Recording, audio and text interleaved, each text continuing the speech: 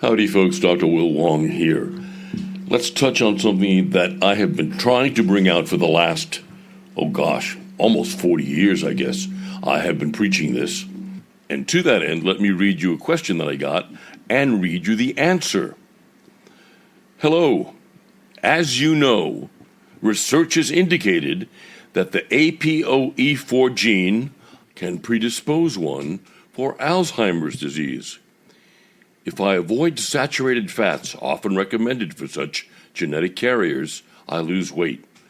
I'm already underweight, and I need to put on at least 5 to 7 pounds. I'm 5'2" female, weigh about 97 pounds. I no longer know what to eat. Maybe it's possible to bypass a genetic issue, but I have a high cholesterol and lipo-B, so I'm uncertain about what to do next. Appetite is often lacking, especially in the heat of summer. Is there a supplement to increase appetite? Thank you for your suggestions. And I admit, in my answer, I went off on a tangent and didn't get to exactly all of her questions, but here's my answer. Howdy. Blaming genetics for Alzheimer's is the biggest crock of bullshit ever. It's an attempt to take blame away from the medical industry for creating the Alzheimer's pandemic. Till about mid-1970, med school pathology classes taught that a doc in an average 20-year practice lifetime would never see a case of Alzheimer's because there were only 4 Alzheimer's patients per every 1 million people in the population. Then came the anti-cholesterol craze with the concocted Framingham study in 1966. And from then on, Big Pharma and allopaths were pushing the anti-cholesterol agenda, the polyunsaturated fats, the grain oils. The brain is 70% saturated fat. The neurotransmitters are saturated fats bonded onto amino acids and B-complex vitamins. Memories look like upside-down trees and are made of saturated fats and proteins.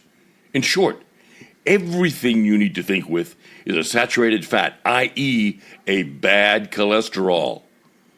From the mid-1970s on, medicine began to see an increase in Alzheimer's till today, when we went from 4 patients per every 1 million people to 1 out of every 3 persons. All of the longer-term, multi-thousand subject health surveys show that the longest-lived folks with the best cognition all have higher, sometimes much higher, than recommended levels of cholesterol. So Big Pharma and allopathic medicine created the Alzheimer's pandemic, and now they want to divert attention to its cause to prevent liability lawsuits that they would otherwise be facing.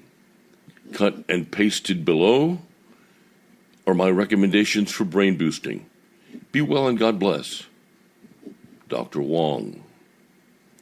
Big Pharma for some time has been trying to hide what the true cause of Alzheimer's is, and they never told anyone that Alzheimer's was a super rare disease back before the 1970s, when the effects of the 1966 Framingham study started showing up en masse.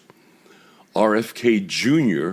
has now told CDC and FDA to drop their insistence, their rule that only the genetic aspect of Alzheimer's development can be researched, and to research all of the other possibilities of why Alzheimer's has become pandemic today.